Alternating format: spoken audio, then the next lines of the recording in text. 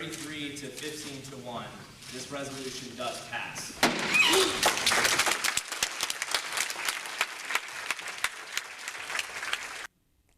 Lots of excitement after nearly 2 hours of debate regarding the resolution to support bringing the state flag down on the Ole Miss campus. But the discussion is still not over.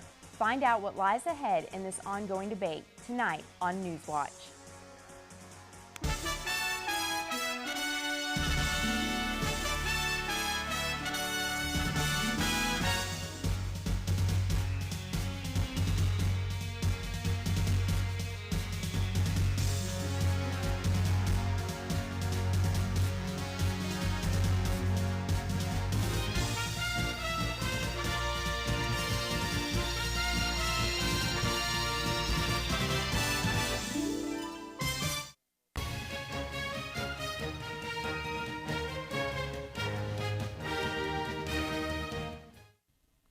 All eyes were on the Ole Miss Associated student body last night as they voted to support removing the state flag from campus grounds. Maggie McDaniel joins us now with a full report on last night's huge decision. Maggie? Thanks, Ariel. Last night's ASB meeting saw a lot of division and debate and was by no means unanimous. The result of the voting was divided 2/3 with 33 senators voting in favor of the resolution, 15 voting against, and 1 abstaining from the vote. Thank you, Dr. Sutton, Ms. Val Ross, and Jeremy Scruggs for being the glue that holds ASB together. Tensions ran high in Bryant Hall last night as 49 ASB senators debated whether the current state flag should fly on the Ole Miss campus. The debate was extended 30 minutes to allow everyone a chance to voice their opinion. Debate spectator Camille Walker was a speaker at last Friday's rally promoting the resolution. Heritage is not a monument. Heritage is not names on a building, and I know because I don't have any flags. I don't have a monument. She says she was surprised by the amount of opposition during the debate, but was happy with the outcome. I am so excited about the results from the debate. I am pleased with the outcome. That's the outcome that I was hoping for. I was unsure at first, but I'm glad. I feel like they made the right decision. Blake Hempry voted against the resolution. He supports change, but thinks the resolution was poorly worded. I'm proud of what we have done today, in the fact that change will be made. Maybe not the way I view it should be made, but change will be made. Some senators, like Bella Gonzalez, initially opposed the resolution, but experienced a change of heart during the debate. Honestly, what truly sealed in the deal and clarified my vote was knowing that whether that flag offends me or not, if it truly does offend even one person on this campus, I can't bear knowing that I contributed to that, and therefore I was like, you know what, I cannot vote against this. This flag has got to come down. When the debate was over, drafter of the resolution, Alan Kuhn, felt emotional but said he was relieved. I think it shows our state, our nation, and the world that we care about the students that attend the University of Mississippi, that we hear their voices, we respect their identities, their experiences, and their differences, and we embrace change and we embrace progress, and I think that's a substantial step for our university. Kuhn says he has been in contact with the Faculty Senate, who will meet tomorrow to discuss advancing the resolution. And I do not know of any consequences that those other universities faced. The passing of the ASB Senate resolution may have not immediately removed the flag, but reassured many students that there is change in progression. Ariel? Thanks, Maggie. This decision was far from unanimous. It took nearly 2 hours to debate the issue. Browning Stubbs takes a look at just how torn ASB senators were on this issue. Ole Miss ASB's vote to remove the state flag from campus was met with mixed reactions. While many celebrated, others were disappointed. I respect the opinions of my fellow senators, but I don't agree with them. ASB Senator Andrew Sober was one of the opposing voices on removing the flag. Sober recently started a petition to keep the flag flying at Ole Miss. I caught word that if I get 10% of the student body to sign this petition, which is like 1,700 people out of 17,000, then we have the potential of making it as a campus-wide vote, which is what I first off believe, because a Senate composed of 49 people should not dictate or should not speak for 15,000 students on campus. ASB Senator Alan Kuhn was emotional after last night's decision. Kuhn has worked with the Ole Miss NAACP for many weeks to ask for the removal of the flag. It's impactful to know that the voices of students that are affected by this symbol, they were heard, and that they matter, and that we respect their dignity, we respect their voices, and that we're going to fight for change. Although there is a mixed reaction at Ole Miss, campus-leading organizations like the Sigma Nu fraternity have already taken down the state flag. In a statement to the Daily Mississippian, Sigma Nu President Taylor Massengel said, in light of the recent decision made by the Associated Student Body Senate, Sigma Nu Epsilon Psi has removed the state flag from our flagpole in an effort to show respect and support for all members of the University of Mississippi family. It is our hope that the university can move forward and begin to focus on the bright future ahead of us. The ASB's vote will now be discussed by the Ole Miss Faculty Senate, who will meet tomorrow at 7 p.m. to consider a joint passage of the resolution. If the resolution passes, Kuhn is confident senior campus leaders will listen. Staff council last night already passed through a resolution supporting taking down the flag. So we're seeing that governing bodies across this campus are addressing this issue, and we anticipate the senior administration to hear our voices. Browning Stubbs, NewsWatch. Tomorrow night, the Ole Miss Faculty Senate will meet to discuss and vote on their own resolution concerning the state flag's place on campus. Be sure to tune in on Friday for full coverage on that upcoming decision. Of course, the battle to take down the flag is far from over. Although this was a student-led effort, Ole Miss faculty are very aware of the vote taken last night. Samantha Mayhew spent the day with two prominent faculty members who have some strong thoughts on where to go from here. For Dr. Charles Ross, last night's hearing on the removal of the Mississippi state flag is nothing new. Ross remembers when the university attempted to ban the Confederate flag in the football stadium. It's ironic in that my first semester on campus was 20 years ago, in the fall of 1995.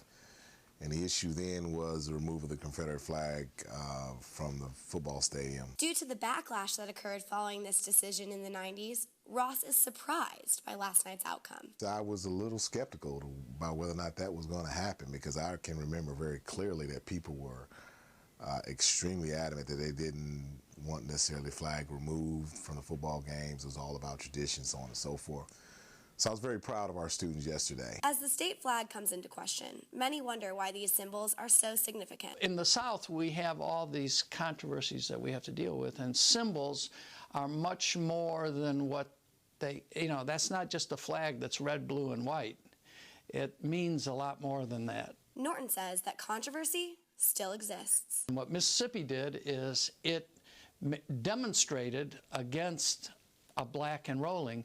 So we've been branded as a place that's not hospitable to people of different colors. So that makes it a lot more controversial for us. Norton says that these symbols that remain on campus, such as the state flag, still hinder Ole Miss's progress as a diverse university. The state flag and the Confederate emblem that is in that flag is not representative of all the people of the state of Mississippi. Norton feels that for Ole Miss to move forward, they need to focus on protecting the rights of everyone. I don't know how we solve the problem, but to talk about our rights is not what life is about. It's about the rights of other people that protect our rights. And that's what we forget in this whole thing. Although the flag still flies here in the circle, it is apparent that Ole Miss students are ready for everyone's rights to be heard. Samantha Mayhew, NewsWatch. Be sure to follow NewsWatch as we continue to cover this hotly contested issue. The 67th Annual Miss University Scholarship Pageant is tonight. This year, only 7 girls will compete in the pageant, which is a preliminary for the Miss Mississippi pageant. Co-director of the Pageant for Student Activities Association encourages more girls to put intimidation aside and take part in the rewarding event. This pageant is such a great thing, and it's so achievable too. So many people have different talents, and I would just say put yourself out there, because you never know what this great thing can happen for you. You get scholarship money, and then you get to take your platform and how you want to help the community to all over the state. The pageant will take place tonight in the Ford Center at 7:30. Tickets are $10 for students and $15 for guests. Of course, Miss University isn't the only pageant on the Ole Miss campus. The Miss Black and Gold pageant, hosted by the men of Alpha Phi Alpha, gives women the chance to express their beauty and their talents. Ole Miss is known for having many beautiful women, but tonight here at the Powerhouse in Oxford, Mississippi, 10 beautiful ladies are here to showcase their reasons why they should be Miss Black and Gold. Every year, the men of Alpha Phi Alpha Fraternity Incorporated host their annual Miss Black and Gold pageants. These lovely ladies have sparks to prove that they deserve to be crowned Miss Black and Gold. So the winner of the pageant receives a scholarship. They also have the opportunity of going down to our district conference and our regional conference as well as our national conference to compete for the national Miss Black and Gold title.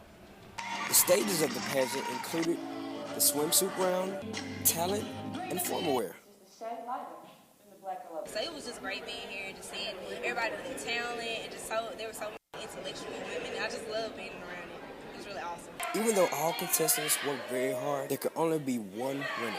I think it was an awesome experience. I got to get out of my comfort zone. I met new people, both female and male.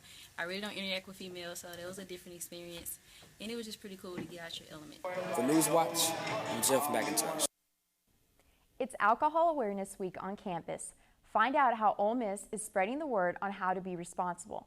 But first, Taylor Martin gives us a first look at weather. Taylor? Hey everyone, it's currently 79 degrees here in Oxford. We've got light winds and partly cloudy skies. Stay tuned later in the broadcast for the extended forecast.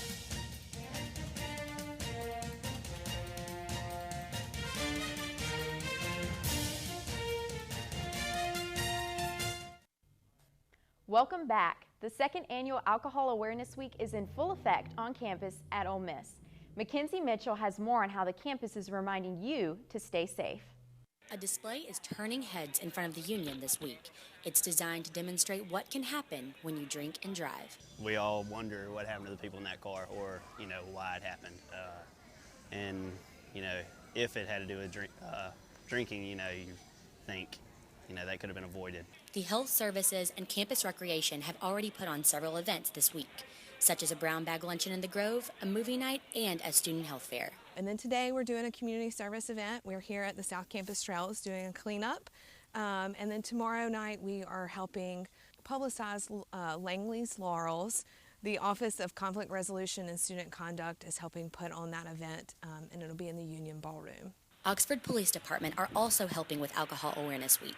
They're promoting the hashtag #UMAlcoholAwareness. Well, the Oxford Police Department uses our Twitter page and most of the social media that we have to try to help put the word out there, like I was saying, about alcohol awareness. The hashtag is just the Twitter thing about if you're going to drink, be responsible, be safe about it. Here at the Union tomorrow, UPD will be allowing students to take a ride in their distracted driving simulator. Alcohol Awareness Week will wrap up on Friday at the women's soccer game at 7 p.m. Mackenzie Mitchell, NewsWatch. Each year, over 1,800 college-age students die from drinking and driving deaths. Events continue throughout the rest of the week. A Starkville youth will be cooking things up on the Food Network's latest spinoff series, Chopped Jr. 12-year-old Mark Koblenz will have to turn a mystery basket of ingredients into a tasty, good-looking dish. The new series pits junior chefs ages 9 to 15 in a competition for the Chopped Jr. champion title and $10,000. The series premieres at 7 p.m. October 27th, and Mark's episode will air November 10th. After several months of speculation, Vice President Joe Biden announced this morning that he will not be seeking the presidency. He noted his family's grief after the death of his son, Beau.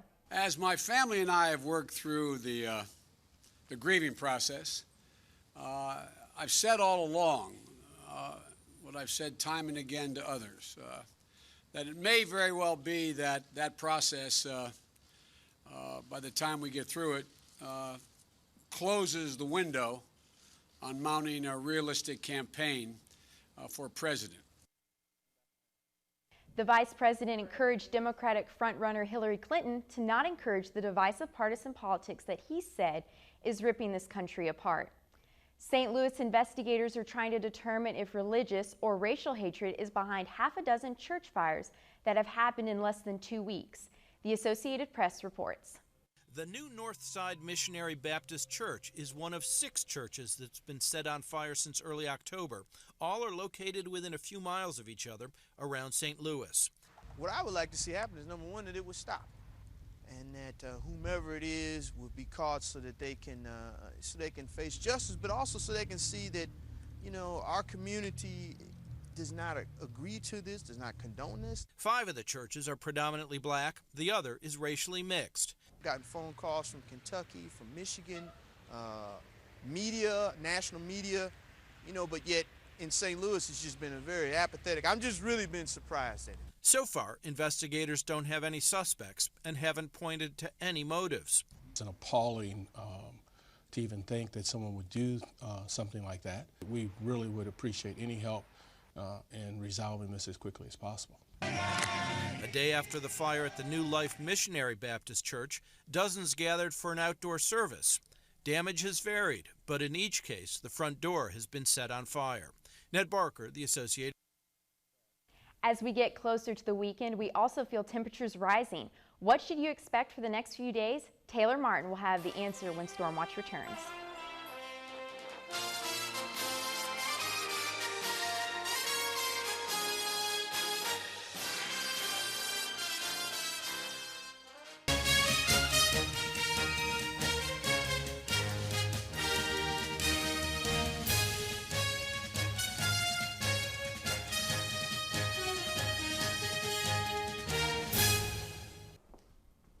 What's going on, Oxford? I'm Taylor Martin with Stormwatch. Right now it's currently a warm 79 degrees here in Oxford. We've got partly cloudy skies, light winds, and no chance of rain. And looking at our satellite image, it's pretty clear right now, a few lingering clouds, but as the days go on, we're going to have some more cloud coverage coming in from the west, and we might see some rain over the weekend. And looking at the current temperatures, we got 70s and 80s all across the region, 79 in Oxford and 80 up in South Haven. And looking at for tomorrow's temperatures, still 80s, warming up just a little bit, still kind of above average for this time of year, but low 80s across the entire region. And looking at tonight's forecast, it's going to get down to about 52 degrees. The clouds are going to clear out for some clear skies and light winds. And for tomorrow, high of 81, the clouds are going to clear out, so it's going to be nice and sunny and no chance of rain for tomorrow. And looking at our 5-day, it's going to be pretty nice for the next 2 days, 81 and 82. And then moving into the weekend, it's going to cool down just a little, 75 by Saturday and 67 and rainy by Sunday. But hopefully it should be pretty nice by Monday, back up to 69. Nice. Sounds like we may need a jacket in the mornings. Yes, definitely, but it should be pretty nice. Thanks, Taylor. Yeah. Coming up, Rebel Watch looks into defensive star Robert Kimdichi's wild ride, and we take our first glance at the basketball teams. All that when we come back.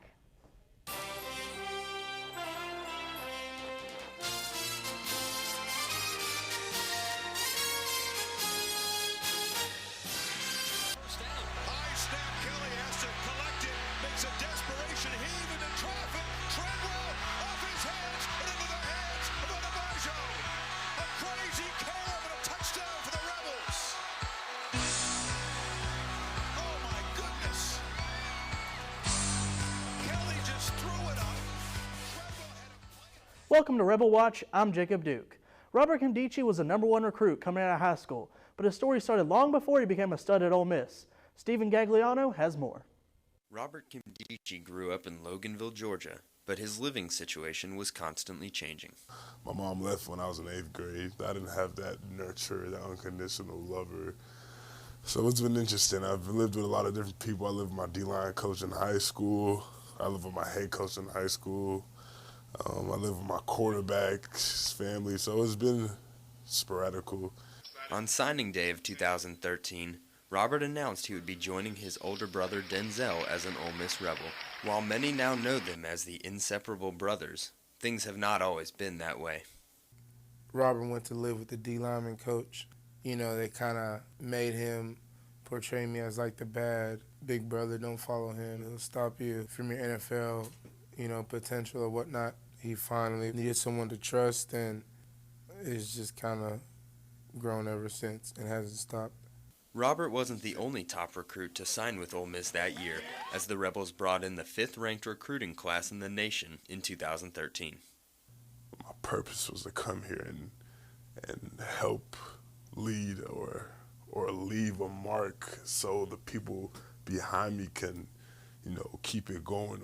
The highly touted Rebels have experienced their share of adversity this season, but Robert is optimistic about the resurgence of the Rebels. I think we're going to finish the season out amazing because I feel like everybody's seen enough misery and we've lost enough games for people to get the right lesson out of the games that we lost.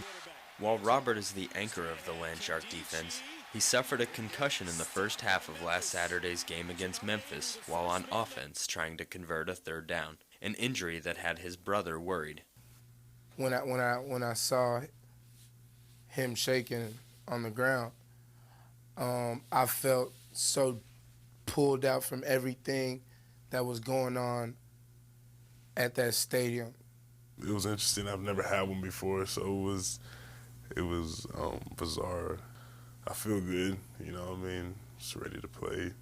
The Rebels hope to have the anchor of their Landshark defense back for this weekend's matchup against the 15th-ranked Aggies of Texas A&M right here at Vaught Hemingway Stadium. Rebel Watch, Stephen Gagliano.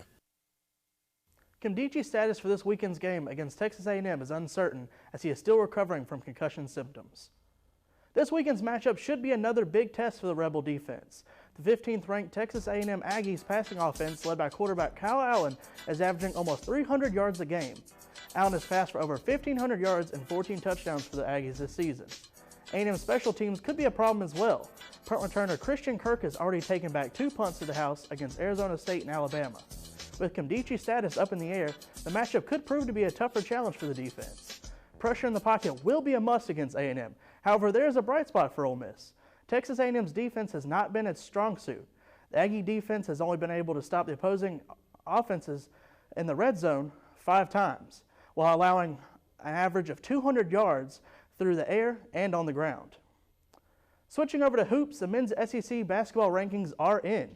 The Ole Miss Rebels are currently picked to finish 9th in the SEC. The Rebels finished 21-13 overall and 11-7 in SEC play.